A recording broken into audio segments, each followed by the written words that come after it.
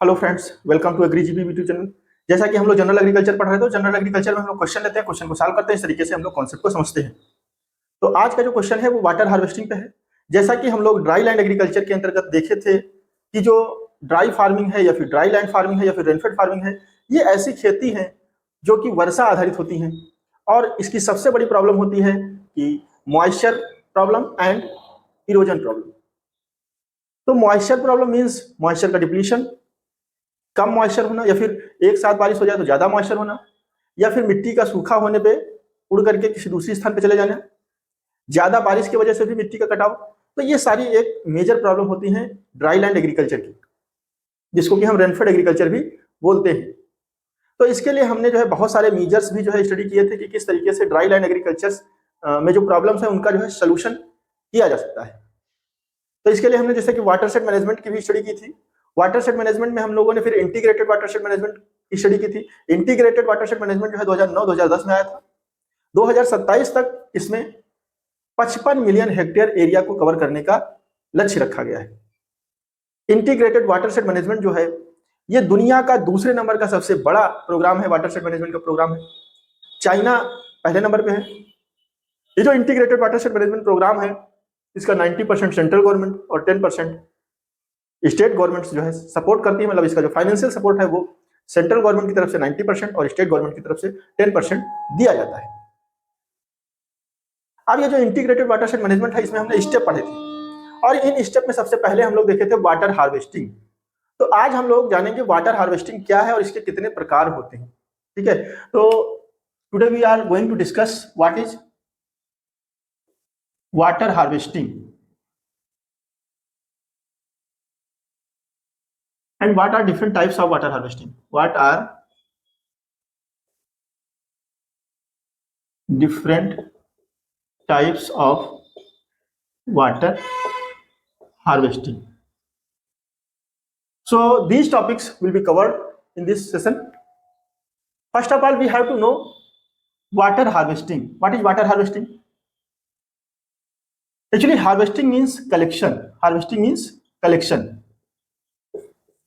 and water means H2O. So the collection of water is called water harvesting. And what is the source of water? This water, the ultimate source of this water is rainfall. So suppose that there is rainfall and this rainfall covered this area. This rainfall covered this area. So this area will be watershed. This area will be watershed. This area will be watershed. And after the percolation, when soil will be saturated, so there will be percolation. And after the percolation, when the almost all pores will be filled with water, there will be surface runoff, as we already have discussed. So there will be surface runoff. So now what we have to do? We have to collect this surface runoff in a proper place to use further for many of the purpose. So we have to collect this running water into a pond or into a miniature watershed or into a tank. So this is the surface runoff that we have to collect in a particular place for further utilization. तो इसमें हम लोग क्या कर रहे हैं, हम लोग जो सरफेस रनऑफ है उसी को हम एक स्थान पे कलेक्ट कर रहे हैं ताकि हम फ्यूचर में इसको यूटिलाइज कर सकें। वही क्या है, वाटर हार्वेस्टिंग है। वही क्या है, वाटर हार्वेस्टिंग है। अब वाटर हार्वेस्टिंग में और वाटर शेड में अंतर क्या है? यहाँ पे पानी जो है आ रहा है, जहां पर भी पानी की शेडिंग हो रही है, the place where water is shedding. ठीक है, तो यहाँ पे पानी की शेडिंग हो रही है, ये क्या है, वाटर शेड है। यहाँ पे एक मेन जो है आउटलेट बना हुआ है, यहीं पे पानी जो है आकर के कलेक्ट हो जा रहा है नेचुरली अगर बात करें, या फिर हम जो है इसको कहीं पे कलेक्ट कर रहे हैं फर्दर यूज के लिए। तो this is the area where water is shading.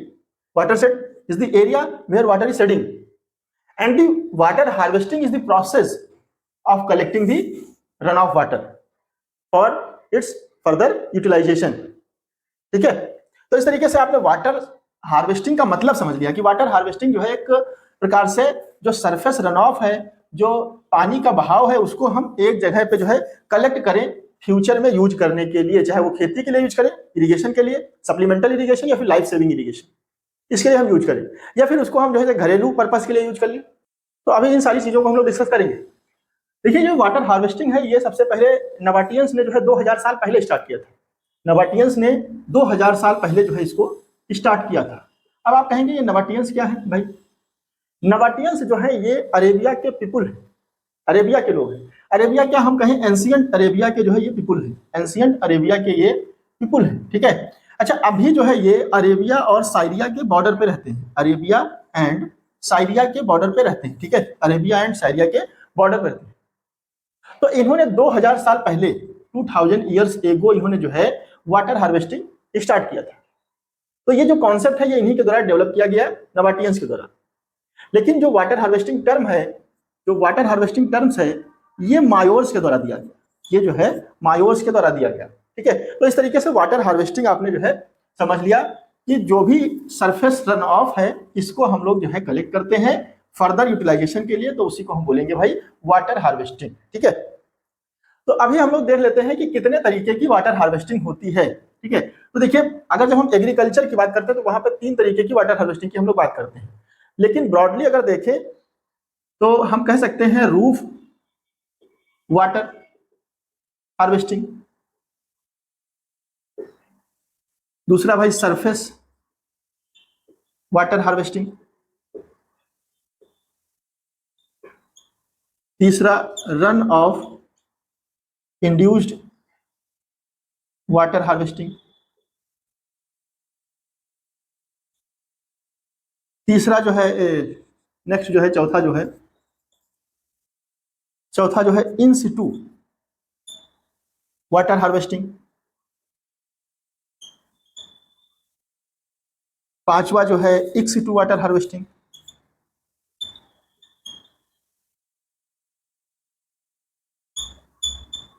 और 6 नंबर पे flood water harvesting, flood water harvesting, ठीक है। तो इस तरीके के वाटर हार्वेस्टिंग जो है होती है।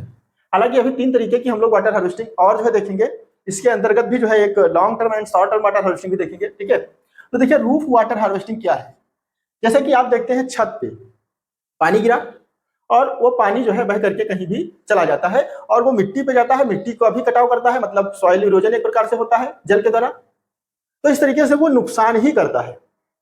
लेकिन अगर हम उसको जो है, जैसे ये हमारी जो है रूफ है, मान लीजिए यहाँ पे ये छत है और यहाँ पे ये पानी गिर रहा है, तो इसको हम पाइप लगा करके अगर हम इसको कहीं पे टैंक में जो है कलेक्ट कर लें, ये टैंक है भाई, ये ग्राउंड सरफेस से इतनी ऊंचाई पे ये टैंक है, और इसको हम कलेक्ट कर लें, कलेक्ट करके इसको हम जो है फ्यूचर में फिल्टर करके जो है, मतलब इसको प्यूरिफाई करके इसको पीने लायक भी बना सकते हैं, या फिर इसको हम घरेलू जो काम है उसमें यूटिलाइज कर सकते हैं।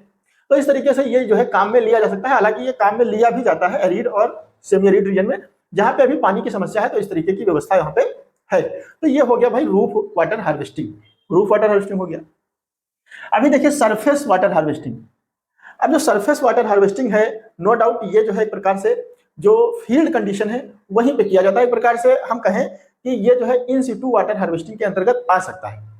लेकिन यहाँ पे हम जरूरी नहीं है कि हम फील्ड की बात कर रहे हैं। यहाँ पे जैसे कि सरफेस की जब हम बात करते हैं तो रोड की भी सरफेस हो सकती है।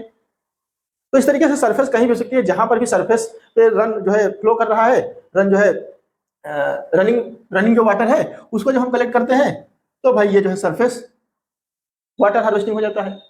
तो सरफेस वाटर हार्वेस्टिंग जो है ये भाई हम जो कर सकते हैं, ये देखिए एक तो शॉर्ट टर्म के लिए कर सकते हैं, दूसरा जो है लॉन्ग टर्म के लिए कर सकते हैं भाई। ये तो शॉर्ट टर्म, दूसरा जो है लॉन्ग टर्म। शॉर्ट टर्म क्या है, जैसे कि हम बंड बना दें भाई फील्ड में, जो इस तरीके से हम बंड बना दें, कंटूर बंड बना दें, ग्रेडेड बंड बना दें, इस तरीके से बंड बना दें, तो सॉइल जो पानी है वो यहाँ पे गिरेगा और यहीं पे जो है कंजर्व हो जाएगा, एक प्रकार से उसका जो है वाटर कंजर्वेशन हो जाएगा। तो मॉइस्चर जो है काफी लंबे समय तक बनी रहेगी, ठीक है। तो एक तो तरीका ये शॉर्ट टर्म के लिए हो गया।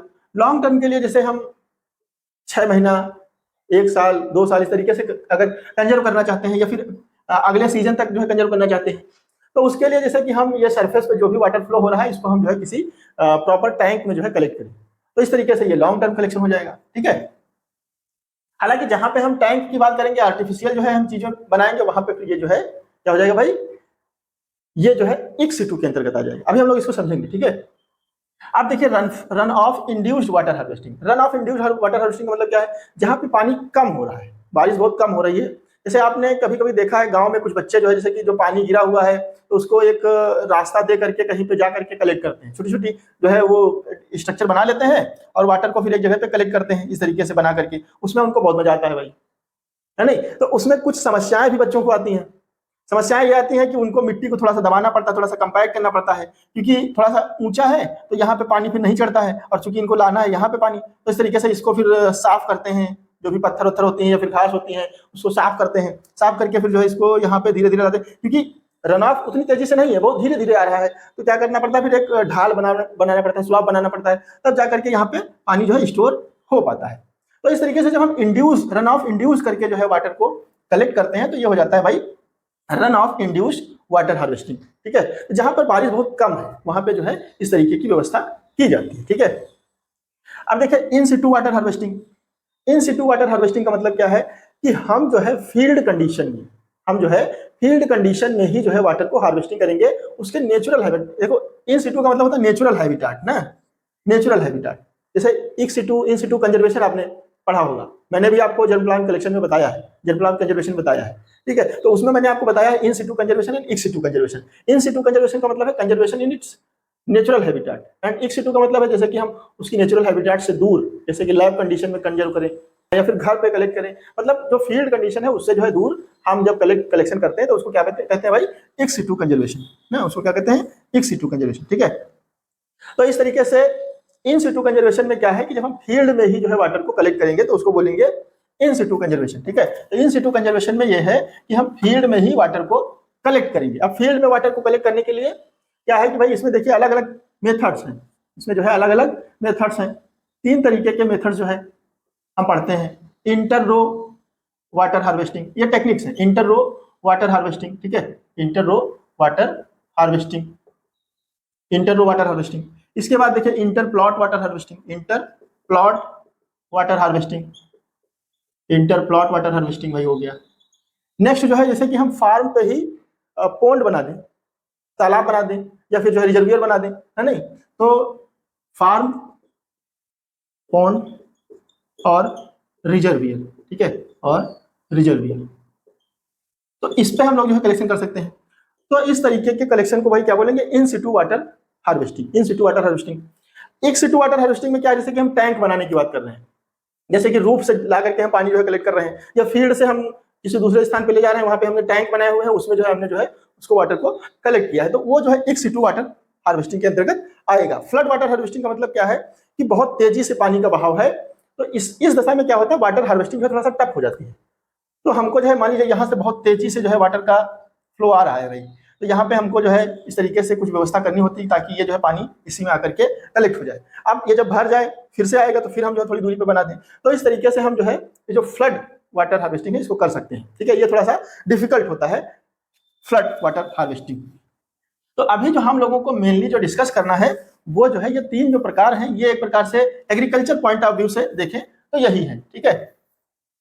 Inter row water harvesting, inter plot water harvesting and farm pond और रिजर्वियर वाटर हार्वेस्टिंग, ठीक है। तो इसमें क्या है, देखिए इंटर रो वाटर हार्वेस्टिंग में क्या है कि ये जो है ऐसे स्थानों पे किया जाएगा जहां पे एरिड रीजन है, जैसे एरिड रीजन है, और पानी जो रेनफॉल है वो 400 टू 450 mm तक होती है, इससे ज्यादा जो है बारिश नहीं होती है। तो हम यहाँ पे क्या करते हैं, इंटर रो वाटर हार्वेस्टिंग, जैसा कि नाम से ही पता चल जा रहा है, यहाँ पे हम क्या करेंगे, जैसे ये हमने जो है क्रॉप लगा दी भाई, यहाँ पे हमने जो है क्रॉप लगा दी, ये जो है एक स्ट्रिप में हमने जो है क्रॉप लगा दी, ये हमने जो है स्ट्रिप में क्रॉप लगा दी, मतलब यहाँ पे हमने क्रॉप लगा दी। अब इसके बीच ये जो जगह बची है, इसके बीच हमने जो है जगह छोड़ दी, यहाँ पे हमने जो है जगह ये छोड़ दी है, फिर जो है हमने ये स्ट्रिप में जो है फसल लगा दी भाई, और इसके बीच में हमने ये जगह छोड़ दी है, ये स्ट्रिप हो गई, ये जो है क्रॉप्स की स्ट्रिप हो गई, लंबी स्ट्रिप हो गई, और इनके बीच में हमने जगह छोड़ दी। यहाँ पे हम मिनिएचर जो है मिनिएचर वाटर सेट इस तरीके से बना देंगे भाई, मिनिएचर वाटर सेट बना देंगे। यहाँ पे हम लोग जो है पानी को कलेक्ट कर लेंगे इस तरीके से, यहाँ पे पानी कलेक्ट हो जाएगा इस तरीके से। तो जो प्लांट्स मतलब क्रॉप की जो रो है, इनके बीच में जब हम पानी का कलेक्शन करते हैं तो उसको क्या कहते हैं भाई, inter row water harvesting. Inter row water harvesting, तो ठीक है, तो ये इस तरीके का वाटर हार्वेस्टिंग जो कहलाता है इंटर रो वाटर हार्वेस्टिंग कहलाता है। ठीक है, इसमें एक सबसे बड़ा बेनिफिट यह है कि हमको किसी दूसरी जमीन पे जो है मतलब किसी दूसरी लैंड की व्यवस्था नहीं करनी है, किसी दूसरे प्लेस की व्यवस्था नहीं करनी है। तो यहाँ पे किसी प्रकार का फील्ड सेक्रीफाइस हमको नहीं करना है, हमको जो क्रॉप लगी है उसी के बीच में हम वाटर हार्वेस्टिंग कर लेते हैं। तो इस तरीके से ये जो है बेनिफिशियल रहता है। अब देखिए inter plot water harvesting. Inter plot water harvesting क्या है कि जैसे मान लीजिए ये फील्ड है भाई, ये मान लीजिए सपोज दैट यहाँ पे फील्ड है, तो ये जो इंटर प्लॉट वाटर हार्वेस्टिंग है, ये थोड़ा सा जब इससे ज्यादा बारिश होती है, 500 से 600 mm हो गया, इससे जब ज्यादा पानी होती है, बारिश होती है, तो हम इंटर प्लॉट वाटर हार्वेस्टिंग करते हैं। इंटर प्लॉट वाटर हार्वेस्टिंग का मतलब क्या है कि जैसे हमने जो है यहाँ पे प्लॉट बना लिया भाई, ये हमने जो है मान लीजिए ये जो है भाई प्लॉट बना लिया, इतने में हमने जो है फसल लगाई हुई है। ठीक है, इतने में हमने फसल लगाई हुई है। अच्छा, ये एक हमने प्लॉट ये बना लिया, यहाँ पे हमने फसल लगाई हुई है, पूरी जो है ये फसल लगी हुई है भाई। फिर इसके बाद जो है हमने फरो बना दिया, यहाँ पे जो है हमने इस तरीके से फरो बना दिया, यहाँ पे हमने प्लॉट बना लिया इस तरीके से, और ये प्लॉट बना लिया। तो इनके बीच में हमको वाटर को हार्वेस्ट करना रहता है, वाटर को कलेक्ट करना रहता है। तो इसी को क्या कहते हैं, इंटर प्लॉट वाटर हार्वेस्टिंग कहते हैं।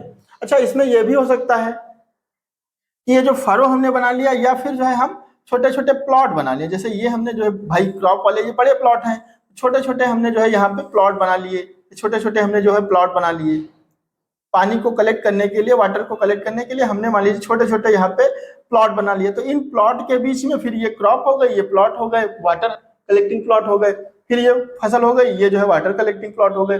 तो इस तरीके से इंटर प्लॉट वाटर हार्वेस्टिंग में हम छोटे छोटे प्लॉट बना लिए, उसमें जो है हमने क्या किया, वाटर को कलेक्ट कर लिया, उसके बाद अपना जो है क्रॉप का प्लॉट हो गया। तो इस तरीके से हम जो है फील्ड को कई प्लॉट में डिवाइड कर देते हैं। तो यहाँ पे प्लॉट के बीच में जो है वाटर का कलेक्शन होता है। अच्छा, फिर उसके बाद फार्म पोंड और रिजर्वियर। फार्म पोंड और रिजर्वियर, इसमें क्या है कि हम जो है फील्ड पे ही, फार्म पे ही हमने क्या बना दिया भाई, जलाशय बना दिए, हमने पोंड बना दिए, हमने जो है रिजर्वियर बना दिए। तो अब उसी की तरफ हमने जो है थोड़ा सा मतलब व्यवस्था कर दी कि भाई उसमें हमने छोटी छोटी गलियां भी बना दी, छोटी छोटी गलीज बना दी, हमने जो है चैनल बना दिया, जिससे पानी जो है वहीं पे कलेक्ट हो जा रहा है।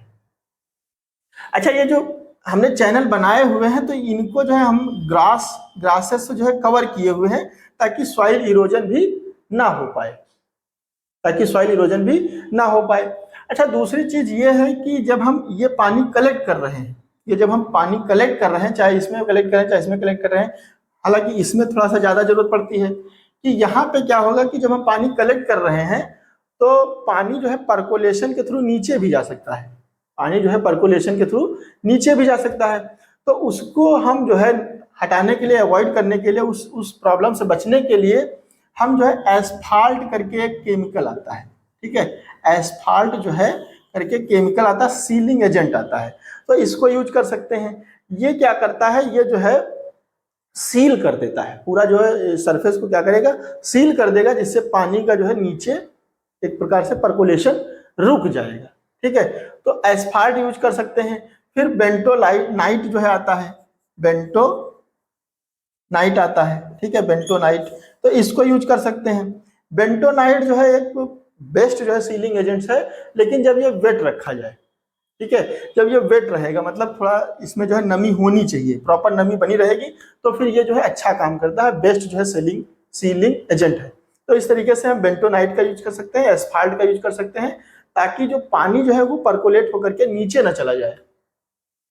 क्योंकि यहाँ पे मेन हमारा पर्पस क्या है, जो भी रन ऑफ है उसको हम जो है कलेक्ट करें और उसको बचा करके रखें। ये नहीं कि कलेक्ट कर लिया फिर उसके बाद वो इवेपोरेशन के थ्रू लॉस हो गया, या फिर जो है पर्कोलेशन के थ्रू नीचे चला गया, तो उसको हमको कंजर्व करके भी रखना है। इसलिए हम लोग जो है बहुत तरीके के मीजर जो है अपनाते हैं इस रीजन में।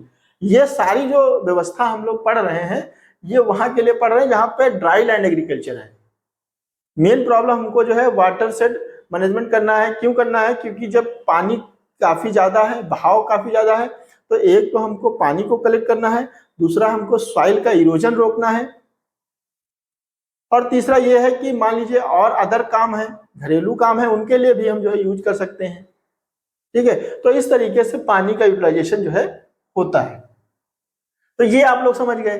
अच्छा, अब इवेपोरेशन को रोकने के लिए जैसे कि हम लोग क्या कर सकते हैं भाई, इवेपोरेशन के लिए हम लोग जो है मल्चिंग कर सकते हैं। क्या कर सकते हैं भाई, मल्चिंग कर सकते हैं। हम लोग जो है मल्चिंग कर सकते हैं।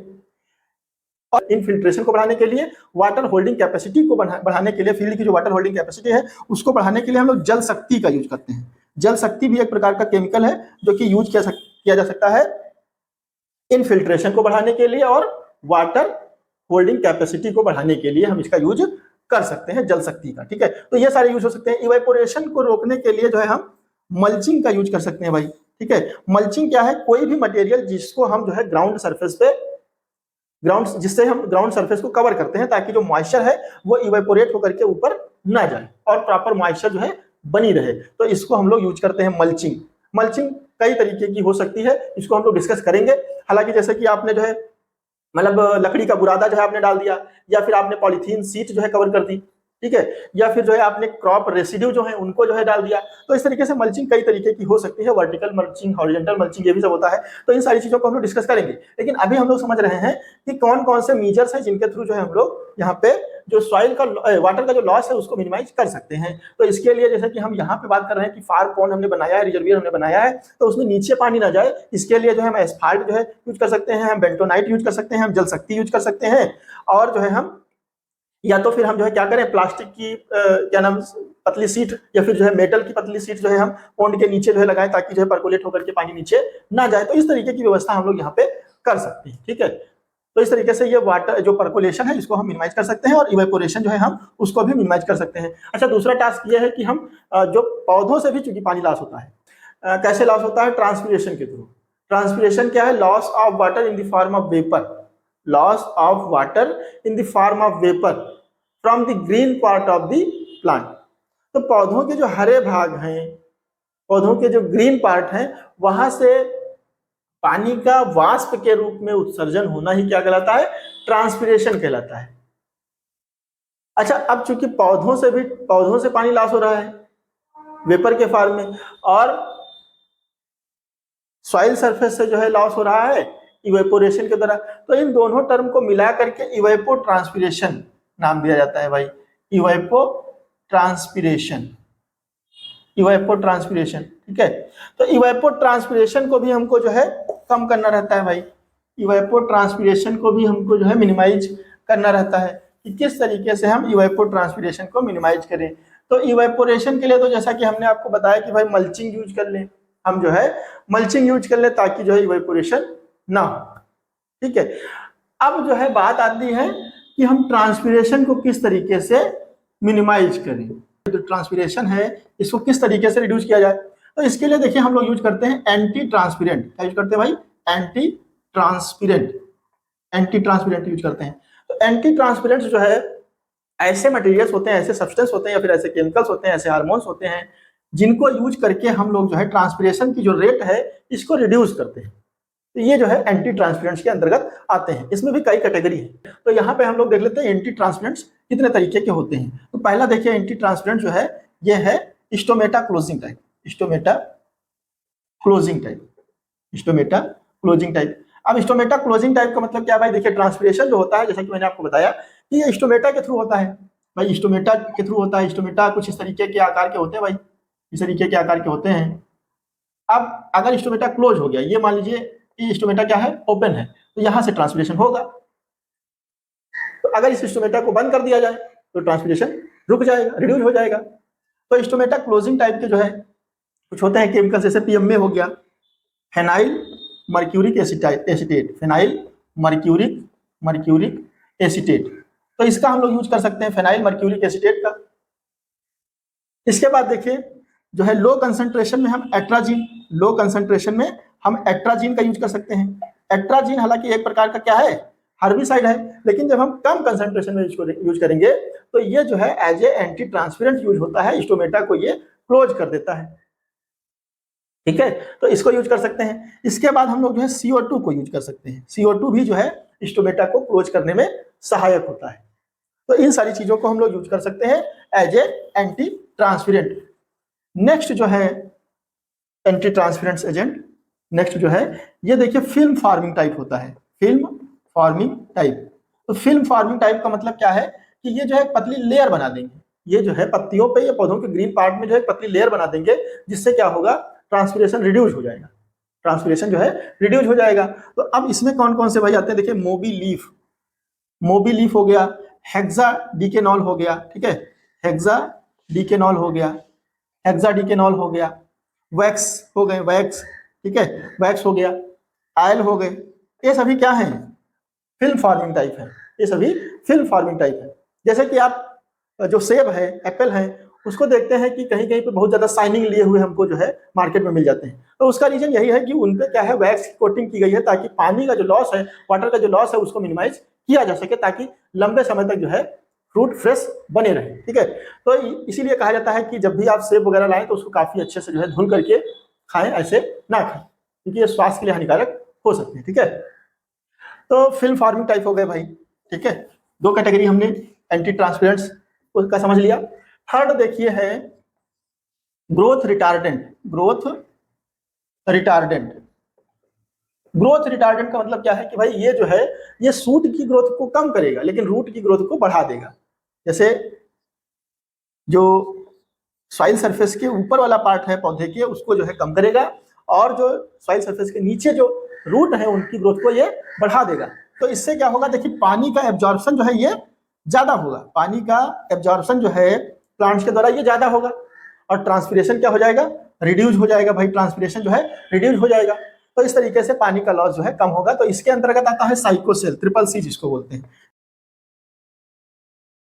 ये सूट को कम करेगा और रूट को जो है बढ़ाएगा, ठीक है। तो इस तरीके से ये पानी का एब्जॉर्प्शन जो है बढ़ाएगा और पानी का जो लॉस है उसको कम करेगा, ठीक है। तो ये तीन तरीके के हमने जो है एंटी ट्रांसपेरेंट्स को समझा। इसके बाद देखिए रिफ्लेक्टिंग टाइप जो है ट्रांसपेरेंट होते हैं, रिफ्लेक्टिंग टाइप एंटी ट्रांसपेरेंट, ठीक है। फोर्थ कैटेगरी है रिफ्लेक्टिंग टाइप, ठीक है। अब ये रिफ्लेक्टिंग टाइप का मतलब क्या है, ये जो है सोलर रेडिएशन को रिफ्लेक्ट कर देते हैं। सोलर रेडिएशन को रिफ्लेक्ट करने का मतलब है जो लीफ का टेम्परेचर है वो क्या हो जाएगा, रिड्यूस हो जाएगा। जब टेम्परेचर रिड्यूस हो जाएगा तो जो ट्रांसपिरेशन रेट है वो रिड्यूस हो जाएगी, ठीक है। तो इसमें कौन कौन से आते हैं भाई रिफ्लेक्टिंग टाइप, इसमें देखिए सेलाइट आता है, ठीक है, सेलाइट आता है और केओलिन आता है, ठीक है, केओलिन, सेलाइट एंड केओलिन। तो ये जो है सेलाइट जो है ये एक सॉइल प्रोडक्ट है। केओलिन का यूज हम जो है 5% यूज करते हैं, 5% यूज करते हैं केओलिन, जो कि रिफ्लेक्टिंग टाइप का काम करता है और ये ट्रांसपिरेशन रेट को कम करता है, ठीक है। तो इस तरीके से many of the antitranspirants use करते हैं जो कि ट्रांसपिरेशन रेट्स को घटा देते हैं, पानी के लॉस को घटा देते हैं। इस तरीके से ड्राई लैंड एग्रीकल्चर जो है ये सक्सेस हो पाती है। विंड ब्रेक्स और शेल्टर बेल्ट्स के बारे में हम लोग अपनी आने वाली नेक्स्ट वीडियो में डिस्कस करेंगे। तो आज के लिए बस इतना ही, मिलते हैं नेक्स्ट में। Thank you very much for listening to me.